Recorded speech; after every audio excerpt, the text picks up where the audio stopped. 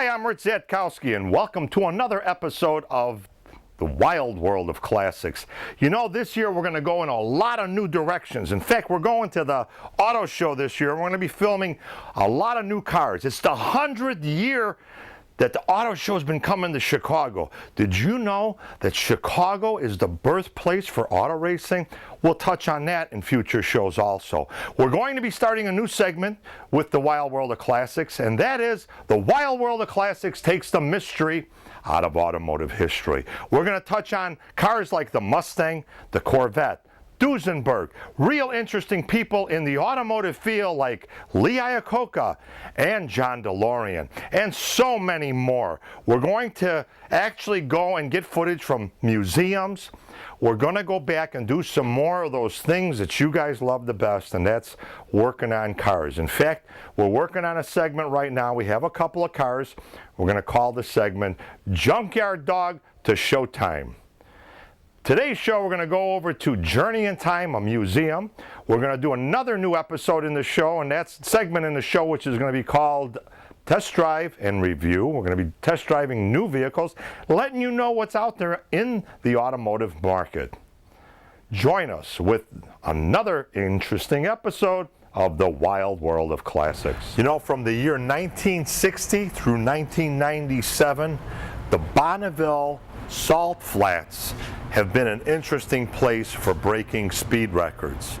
And here we have one of the vehicles that took part in breaking speed records. I think they've gone from somewhere in the vicinity of 400 miles, 300 miles an hour to over 600 and 700 miles an hour on the Bonneville Salt Flats. And this is one of the great vehicles that was used there. You know, here at the historic auto attractions in Roscoe, Illinois, it's a journey through time. We have the original vehicle used in that hit TV series that's in syndication, I think, since the 1970 Sanford and Son. You dummy, what are you talking about? I mean, wasn't this funny? Remember the old Elizabeth, the big one. I mean, we still laugh at the TV series from the 70s. And here at the Auto Historic Attractions, we have the complete display. In fact, a museum in California went out of business, and the owner of this museum was able to purchase a lot of the things from the Sanford and Son display out there. So it's a great show.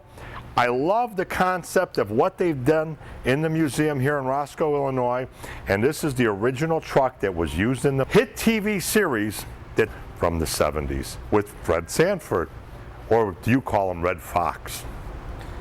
You know, I'm dating myself, but I remember as a child, that's right folks, I was a kid at one time, but then again I think I'm a kid that never grew up, but this was one of my favorite cartoon series back in the 60s. In fact, I can tell you a little tidbit of information.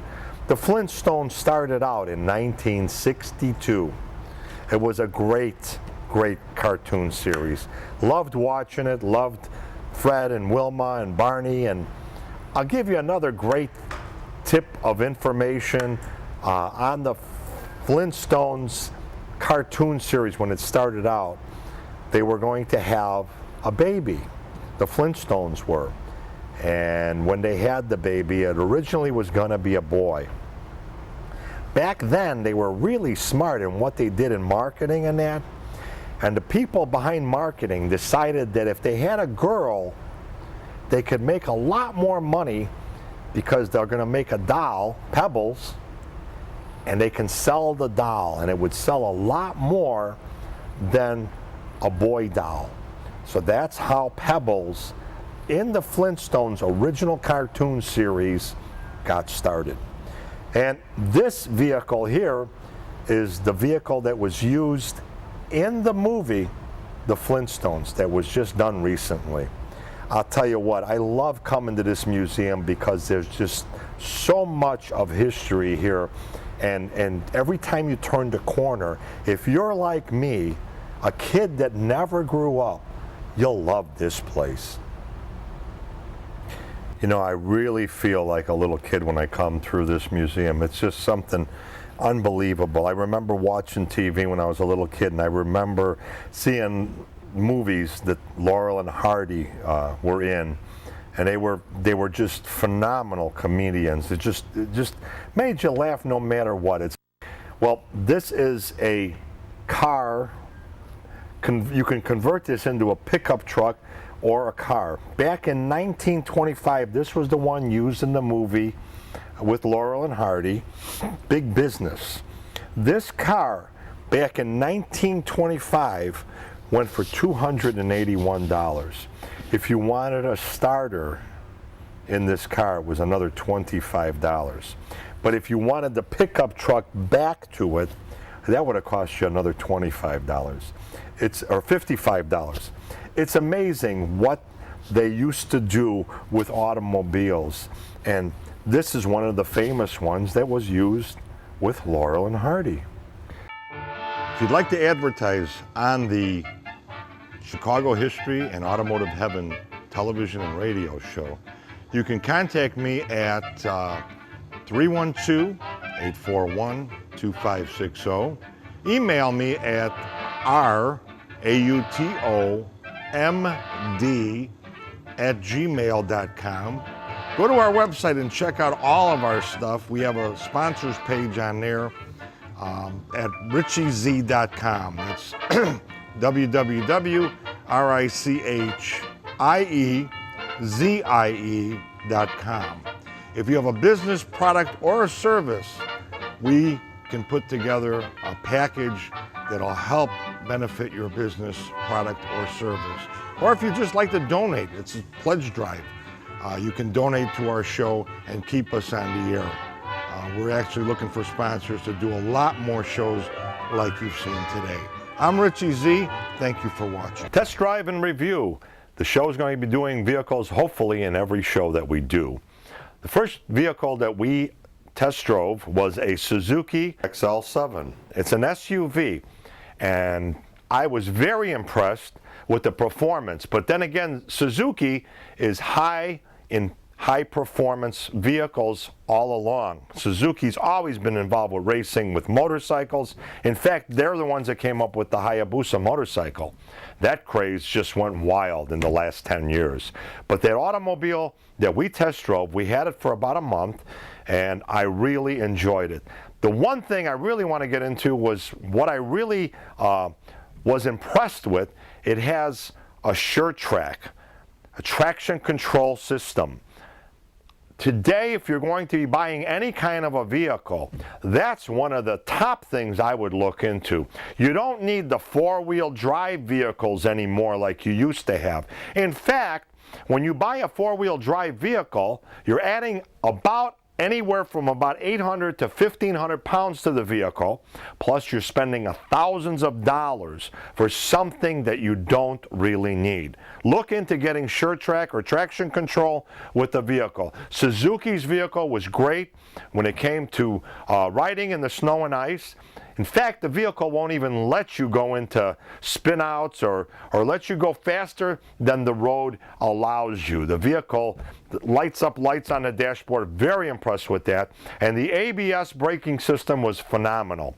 They started around $19,000 and they go up as high as $24,000. The one that we were driving was about $23,000. I was so impressed. I've ridden and driven SUVs that cost even double the money that this XL7 costs, and this one is, I would say, comparable to those vehicles that cost double the money. They had a great set of Bridgestone tires on it, really a great sound system. All-around vehicle, remote control so you can get in and out of the vehicle. I love that for safety. It has a lot of bells and whistles for a vehicle that only costs $23,000. Hey Barney, what's going on? Hey Gomer, what are you doing here? This is another car from a great television series, Andy and Mayberry. This squad car, in fact, let me tell you a little bit of information about this. Ford was not real big in giving cars to movies or studios back in the early 60s. They ended up giving this car to the Andy and Mayberry show so that Barney and Gomer could work on it. But this is the original car from the hit TV series Andy and Mayberry. In this television series, Barney here shot his gun 8 times in the series. Twice into the courthouse floor, once into the courthouse ceiling, once into the squad car's tire, and once into Andy's front porch. Give Barney a bullet and he'll shoot the gun. This is probably one of the most famous buses. I think this would really bring a lot of money. This was a bus that was used by so many superstars in the industry. It's phenomenal. This is the original bus of the Grateful Dead. In fact, back in 1967, when they started using this bus, it was used by their sound group. The band fell in love with it, and they started using it. It was a great meeting place.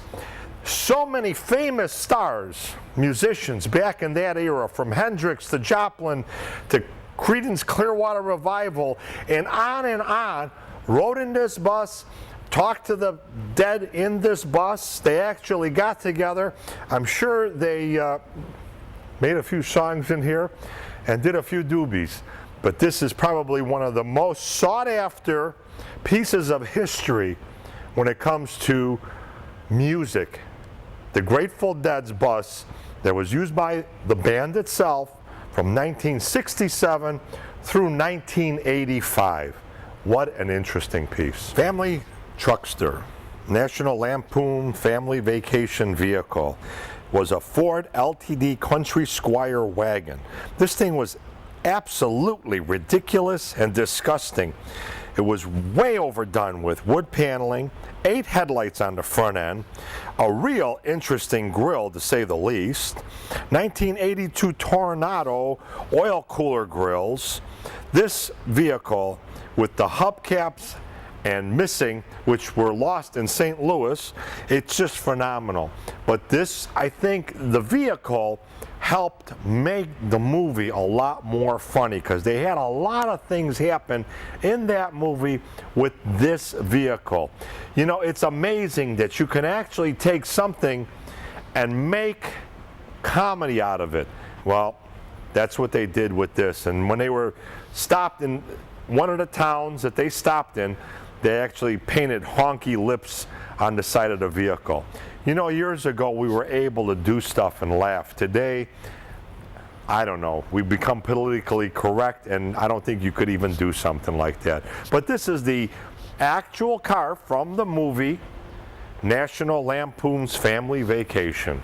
The Wild World of Classics television show is going to start some new segments this year. Number 1, we're going to do Junkyard Dog to Showtime. But we're also going to do something called The Wild World of Classics Takes the Mystery Out of Automotive History. The automotive history is just unbelievable.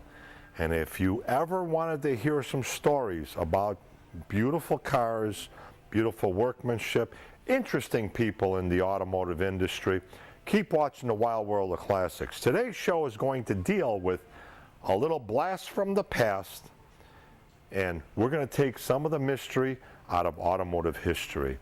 What we have here is the DeLorean that was used in the movie Back to the Future. You know, I remember when automakers loved giving movie makers vehicles that they could use in the movie. In fact, anytime a vehicle was used in a movie in a way where they were driving them fast or recklessly, or they just looked cool, people went out and bought the car. It kind of served as a way for the automakers to sell their product. Well, DeLorean is an interesting story. We will be telling on the Wild World of Classics. In fact, one of the shows we're working on right now is about John DeLorean. Just to give you a little bit of information on John DeLorean, he started out in the 50s working for General Motors. He ended up taking over the Pontiac division And making a long story short, if it wasn't for John DeLorean, you would have never had GTO. In fact, he even named one of the GTOs the Judge. Where he got the idea was from the hit comedy series Laugh-In. They used to have a segment on there called Here Comes the Judge. John DeLorean took that and named one of the GTOs the Judge. But this is one of the vehicles that John DeLorean also made, and it's in the movie Back to the Future. And Back to the Future 2 and 3, I believe. Great car, great individual, blast from the past. The movie in 1978, Superman. This is the costume that Christopher Reeves wore in the movie. You know, if you grew up in the 60s, you knew exactly who Bam, Pow, Zam were. That was the Batmobile and Batman and Robin. You know, one thing, they've done a lot of movies since this 60s era Batman. In fact, we have two of the original movie cars here, but we also have the original car in the movie series, in the TV series back in the 60s. And you know what? Looking at all three of the vehicles here, I don't know what it is, but this one just draws me in. I love this old 60s look. The Batman, the original Batman car. This was really something else. Batman and Robin. Boom, pow, zam! What I love here at this museum is not only do you get to view some gorgeous automobiles, but they have a description, a piece of history. They've put together beautiful backdrops telling you a little bit about the era and the vehicle that's here. This car here is a race car in the Indianapolis 500 back in 1929.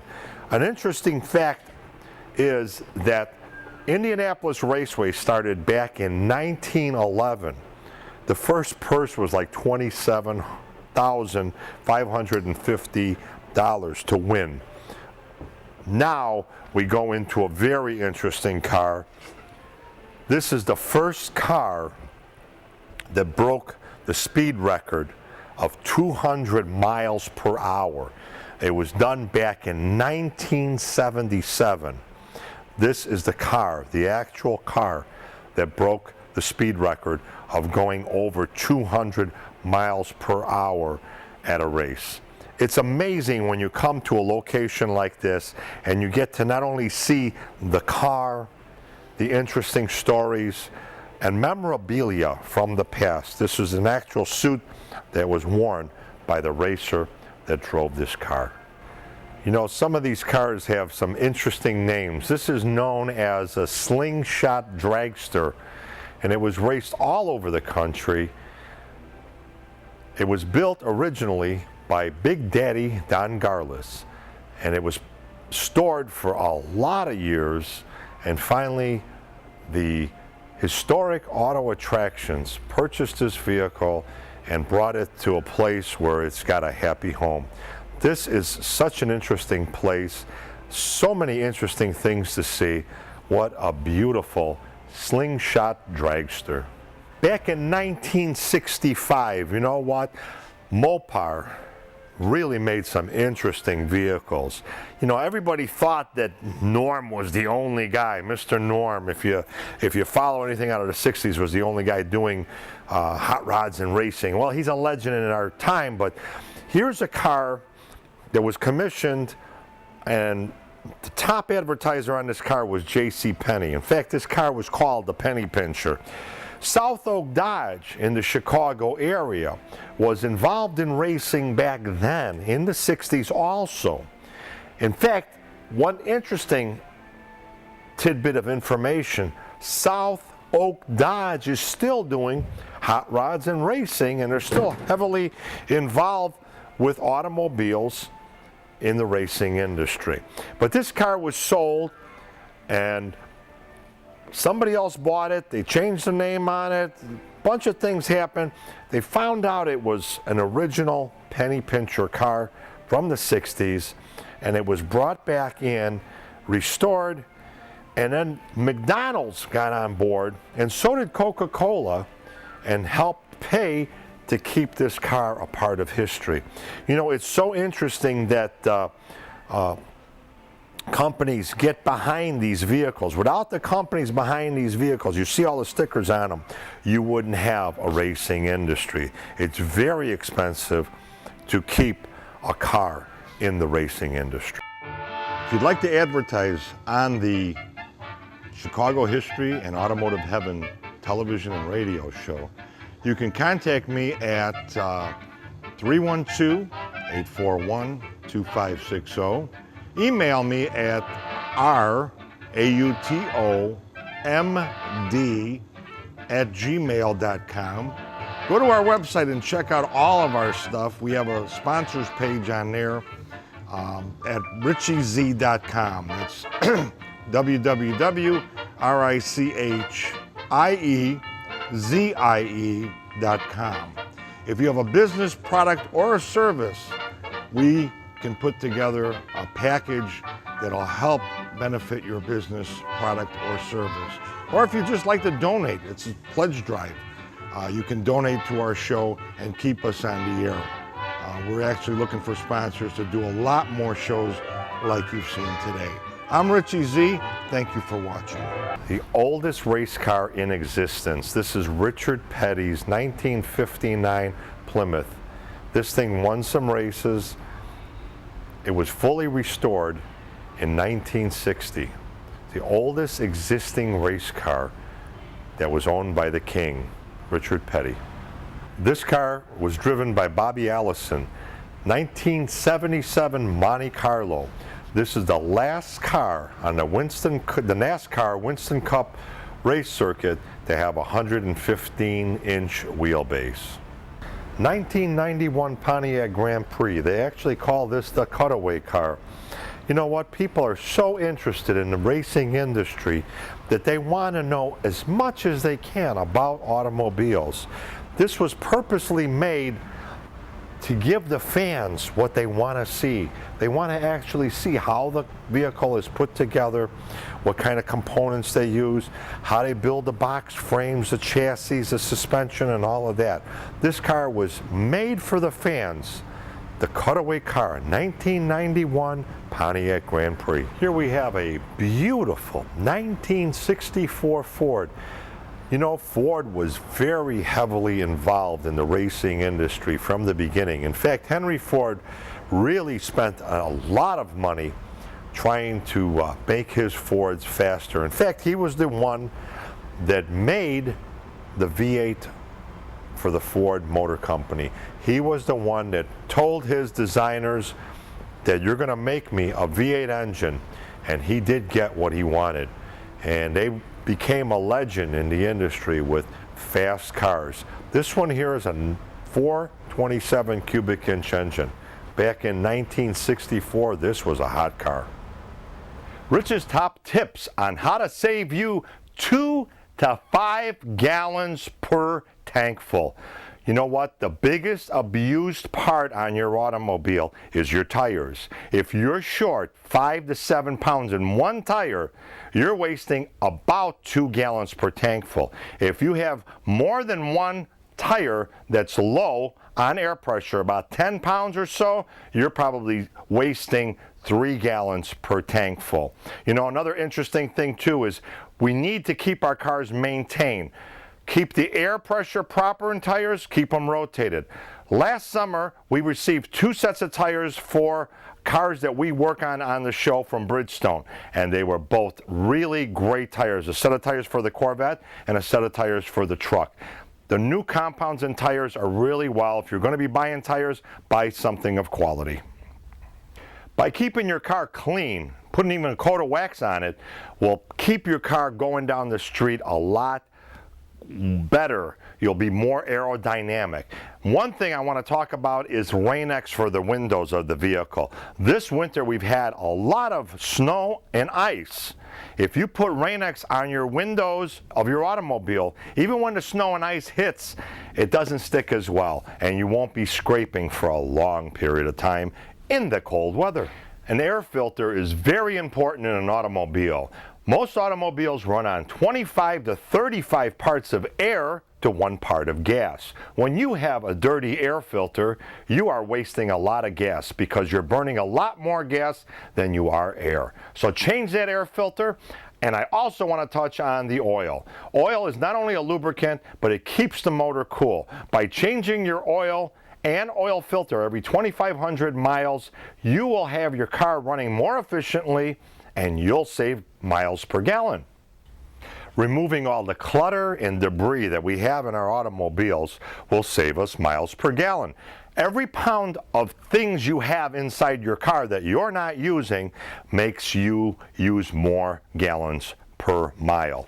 Also, these are deflectors on the front end of a vehicle, and these deflectors, when they're broken, the airflow is not proper and you're wasting miles per gallon. So if your air deflectors on the bottom front of your automobile are broken or even missing, time to change them, replace them, or put brand new ones on so you can get more miles per gallon. Maintaining the vehicle is the most important thing to get you more miles per gallon. When your spark plugs start to look like this is a spark plug out of one of my cars, it's time to replace it. This only has about 8,000 miles on it. I very seldom drive the car. I put these in about 3 years ago, and the spark plug is bad. That's wasting miles per gallon. Also, the cap and rotor in a vehicle, spark plugs, should be changed around 50, 60,000 miles to give you the best efficiency out of your automobile. Getting a GPS, a global positioning system, will help you a lot because you won't be driving around needlessly. In fact, some of them out there now will actually give you a quick way to get there, the fastest way, or the shortest way. It's real interesting with that. That'll save you a lot of money because if you're like me and you get lost a lot, you're wasting gas. Plus, I want to talk a little bit about highway driving and cruise control. If you use the cruise control and keep your foot out of the pedal, don't put the pedal to the metal, and use the cruise control around 60 to 65 miles per hour, you'll save a lot of gasoline in your vehicle. These segments, Rich's Tips, will be in every show also. Do you know that America uses over 140 billion gallons of gasoline a year? If you do these simple tips, I bet you we could save a quarter of the oil that we're consuming now.